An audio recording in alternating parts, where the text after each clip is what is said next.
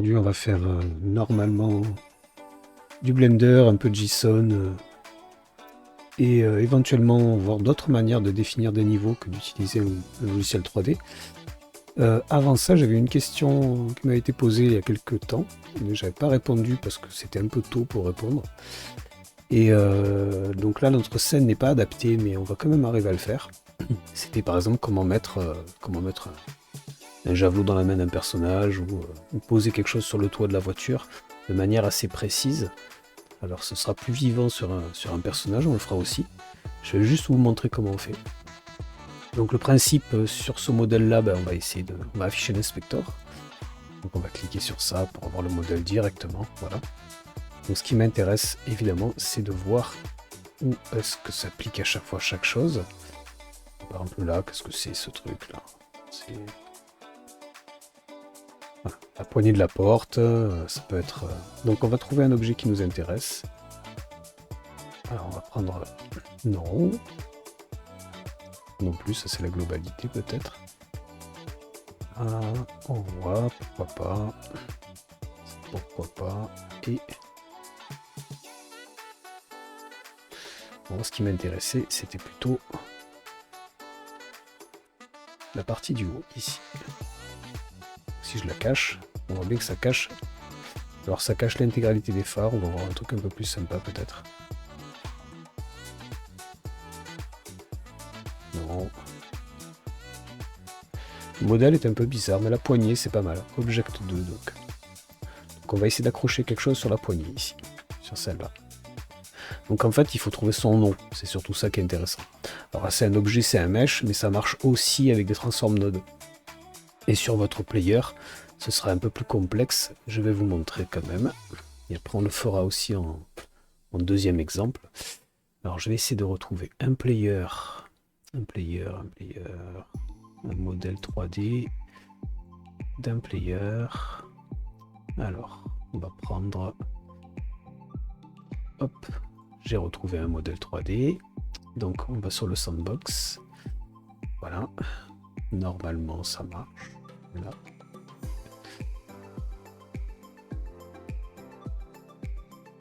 Alors on va le remettre le sandbox.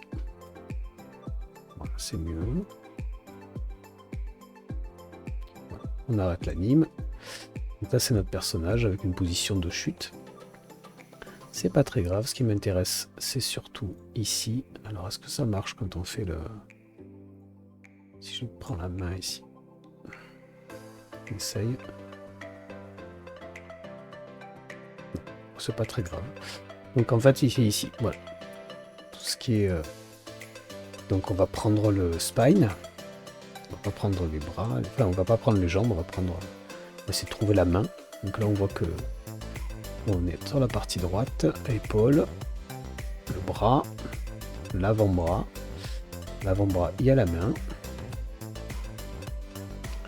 Et en gros c'est sur celui-là qu'on va se fixer. Après il y a l'index, middle, pinky, c'est les doigts. Hein. Pinky. J'avais oublié ça. Voilà. Et normalement, on arrive sur le Pinky V2, Pinky 3, Pinky 4. J'imagine que c'est vraiment le détail au niveau du personnage. Alors, ce qui est intéressant, c'est que sa main droite, elle est ici. Alors là, on voit pas parce que c'est pas le modèle, c'est le mesh qui est à l'intérieur. Bon, on fera mieux tout à l'heure. On verra mieux tout à l'heure. Donc nous, ce qui nous intéresse pour l'instant, c'est Object 2. Donc Object 2, alors on va partir dans le code. Donc il y a plusieurs manières de le faire. On va se mettre dans l'init, alors on va faire un peu de place. Voilà. Ici on avait déjà des... pour le player, on faisait déjà des tests par rapport à certains objets. Et on leur mettait la shadow ou pas, etc. Ça peut être fait là, clairement ici. Je vais vous montrer deux méthodes. La première, c'est qu'on pourrait effectivement tester le type d'objet et faire un if childName égale object2 par exemple et faire quelque chose de particulier avec. Je vais vous montrer une autre méthode. Par exemple, on va faire un post poignée égale. Donc on va faire un this point coup, c'est VisMesh. On prend le véhicule dans sa totalité. VisMesh.getChild transform. Alors ces transform nodes, ça nous donne que les transform nodes et les meshes, parce qu'ils sont à la fois les deux. Et getMesh ne donne que les meshes. Donc, normalement, transform nodes, ça nous donne. Pourquoi j'utilise celui-là plutôt? Parce que c'est plutôt celui-là qu'on va utiliser quand on fera le player avec un être humain. Parce que là, par contre, il n'y aura pas de mesh associé. Donc, on a deux méthodes. Ça nous renvoie un tableau. On peut faire un find dedans et chercher quelque chose. On va d'abord l'afficher. Vous voyez ce que ça renvoie déjà. Donc ici, on va pas faire un poignet VisMesh qui transforme machin. On va faire un console log de poignée.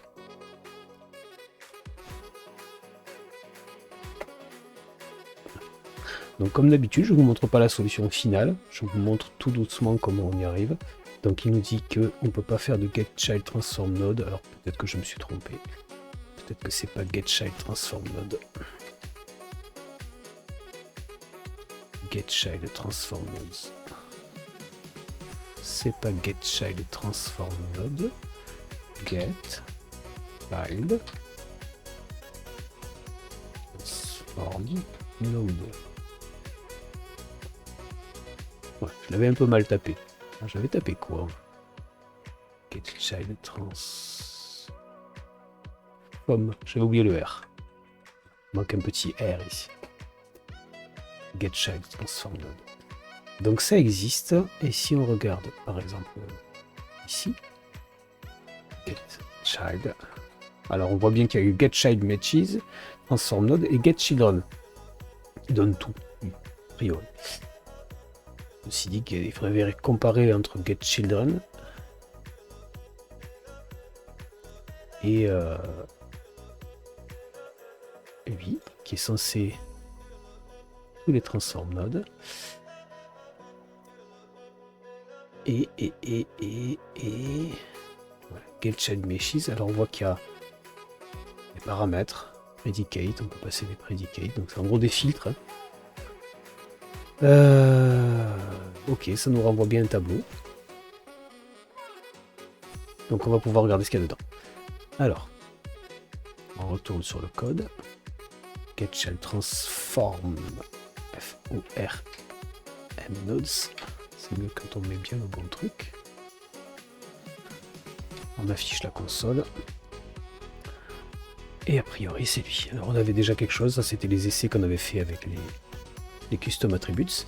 Donc on voit bien qu'il y a deux transform nodes et les meshes. Donc les getChild transform nodes nous renvoient bien tout. Pourquoi? Parce que les meshes sont des transform nodes aussi. Voilà. C'est marqué dans la doc, hein, je ne l'ai pas inventé. Donc on a bien deux transform nodes et des meshes qui ont ou pas des vertices. Donc maintenant ce qu'on va faire, c'est que ici, on peut faire soit un point find sur le tableau, par exemple, hop, node, name, voilà, name, égal, et là par exemple on a dit que c'était object underscore 2. Alors si vous voulez pas vous prendre la tête avec cette manière de coder, vous faites une fonction. Alors, oui, c'est bien. Oui. Non, il n'aime pas.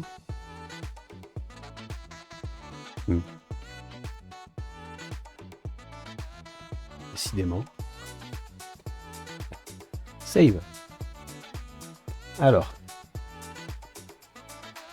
Du coup. Console.log de poignée. Oui. Voilà, merci. Donc cette fois, il l'a trouvé. Ça, c'était la première méthode. Ici, franchement, passer de cette méthode-là à celle qui est proposée par Babylon.js, simple. Je mets le premier paramètre à define ou false. Et le deuxième. Comme ça. C'est tout pareil. Virgule, poignée 2.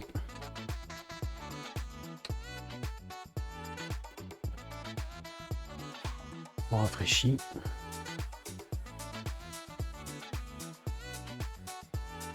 On a bien un mesh ici. Premier. Okay, tout ça. Et le deuxième ici. Pas tout à fait pareil. Un tableau. Donc ce qui est logique. On filtre un tableau, il nous renvoie un tableau. Donc le résultat est presque le même. Donc vous choisissez. On va prendre le premier. Ça nous donne l'objet directement. Je pense que vous voulez faire en fait. Parce que vous pourrez faire un point name includes et mettre que object par exemple. Pour en prendre plusieurs. Donc ça c'est vraiment à vous de voir. Donc ici, le poignet c'est bien. On fait. Donc maintenant on va faire par exemple let. On a dit qu'on mettait la poignée, on va mettre un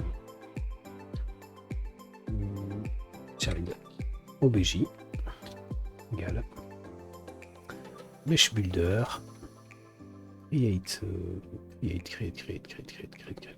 create box, c'est très bien la box. Donc on va l'appeler child obj global manager cell. Ok. Et c'est là que ça va être amusant parce que c'est là qu'on va avoir des petits soucis. Child obj.parent égale poignée. Déjà on va faire juste ça, on sauvegarde. Donc on a bien notre cube qui suit le véhicule. Tout va bien en apparence.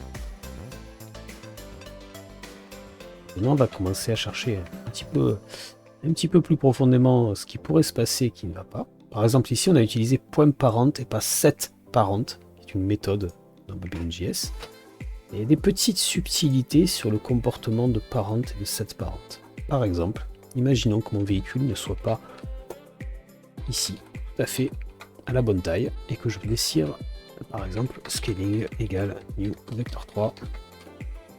Et par exemple je lui mets en 1,2,3. Voilà. Et ici j'ai bien donc utilisé parent avec un scaling à 1, 2, 3. Je sauvegarde. Donc son parent est scalé un peu différemment. Voilà. Et on voit bien que mon cube a suivi parfaitement le scale de son parent.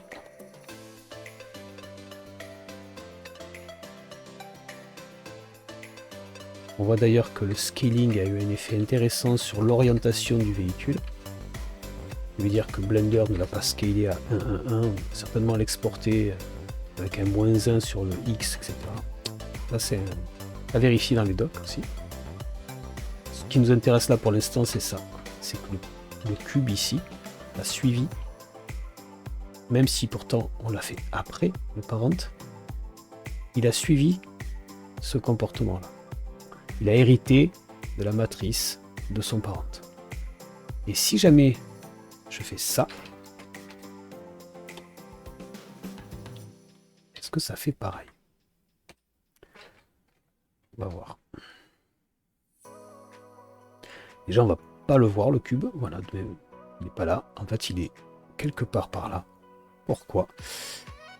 Hop, il est là. Et il a la bonne taille. Pourquoi il est là? Et c'est là qu'il faudra lire la doc. Mais ce qui est intéressant, c'est ce que je vais vous montrer maintenant.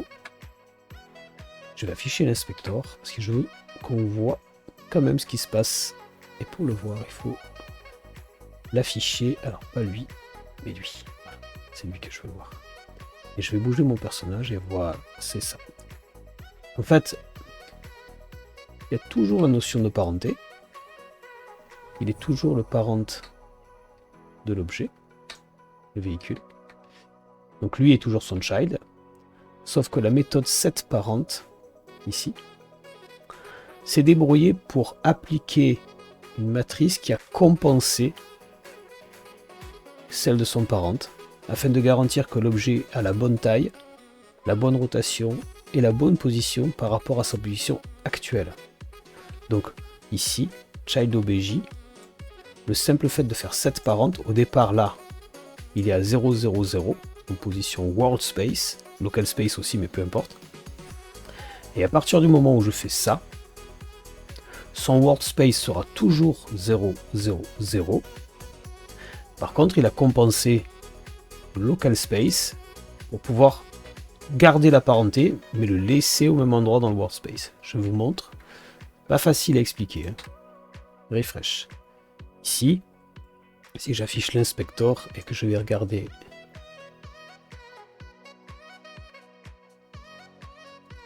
mon child OBJ, voilà, sa position c'est 41, moins 3 et moins 1. Pourtant, il est bien en 0, 0, 0 en world space. Ce qui est intéressant aussi, c'est le scaling. 1, 0,5, 0,33. Il a inversé le scaling du parent, qui était ici, en 1, 2, 3. Il l'a inversé pour garder la même proportion 1, 1, 1. Donc maintenant, ce qui veut dire que ici, si je fais un child OBJ, point position, point 7 de 0, 0, 0, je dis positionne-toi en 0, 0, 0.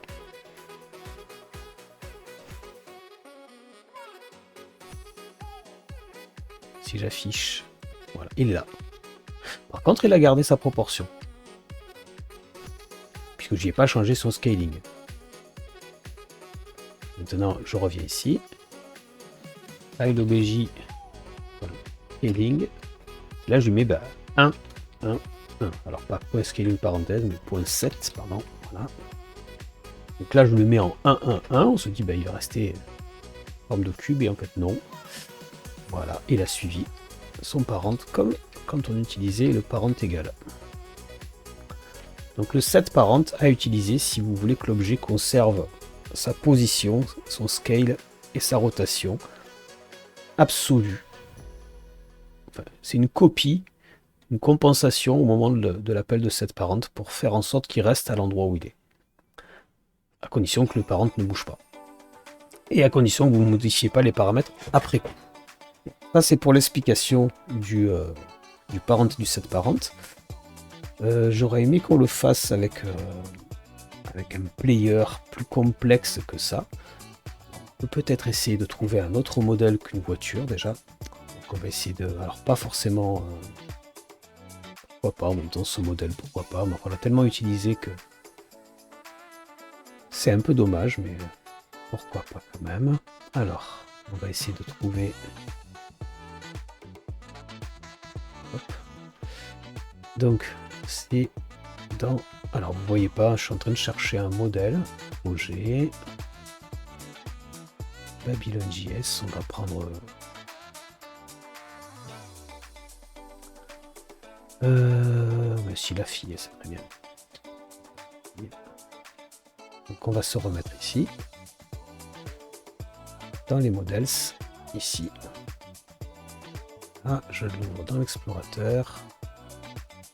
Ici.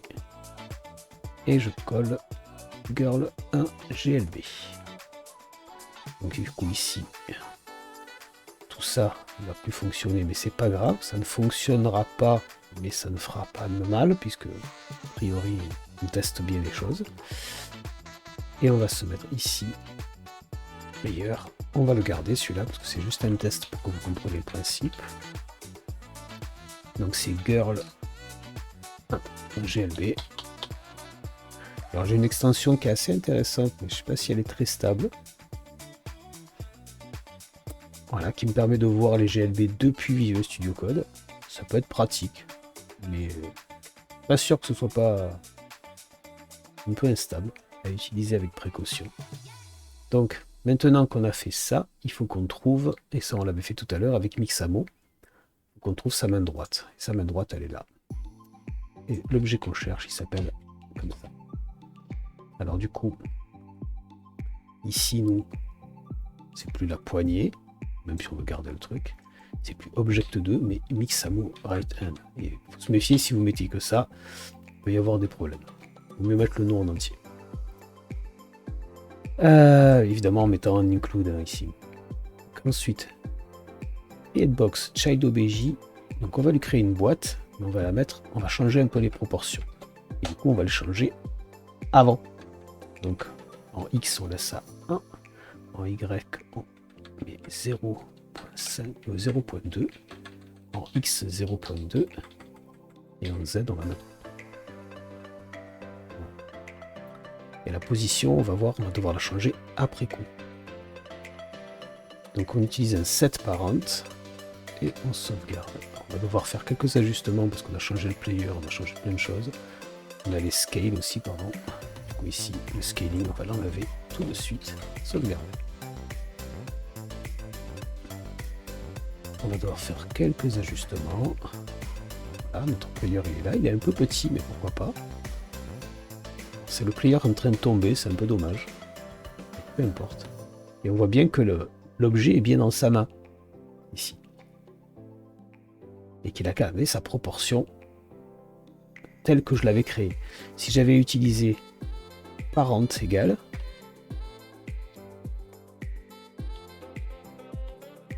regarde, je ne change que ça.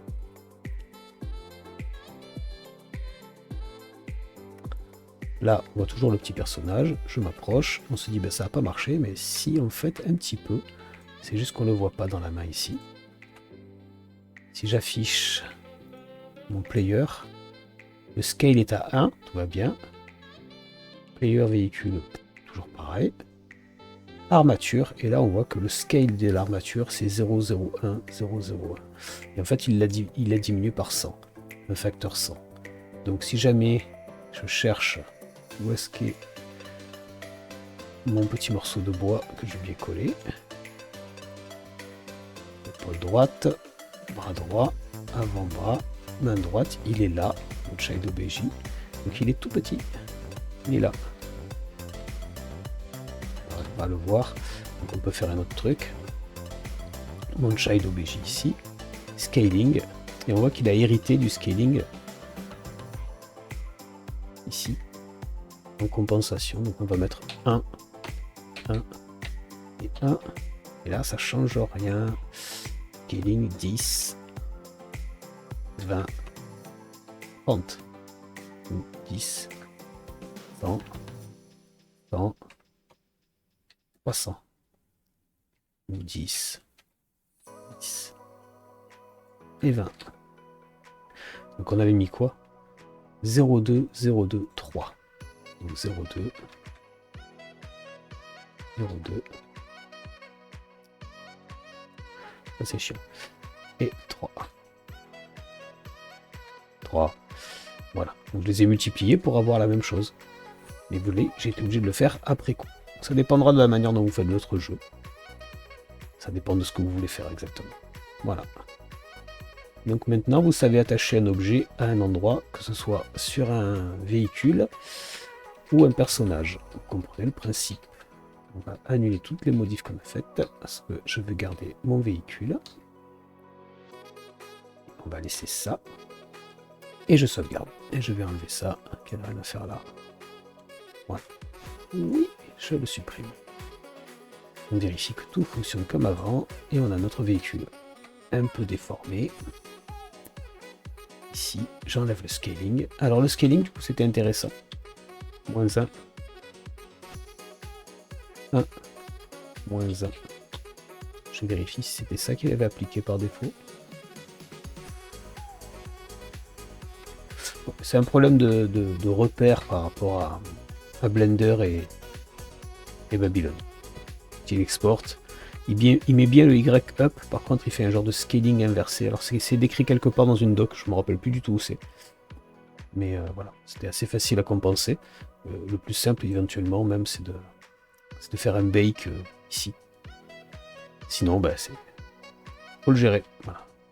Idéalement si le scaling est parfait, il n'y a pas besoin de le toucher.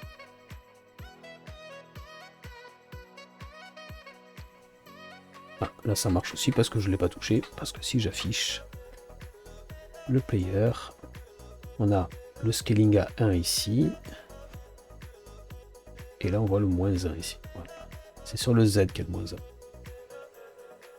Si je l'enlève. Voilà. Et le véhicule est tout bizarre du coup. C'est sur le Z que c'est inversé. C'est inversé par l'exportation, certainement. Voilà. Peu importe. On est bon. Donc maintenant, on va regarder un petit peu le principe de définition de la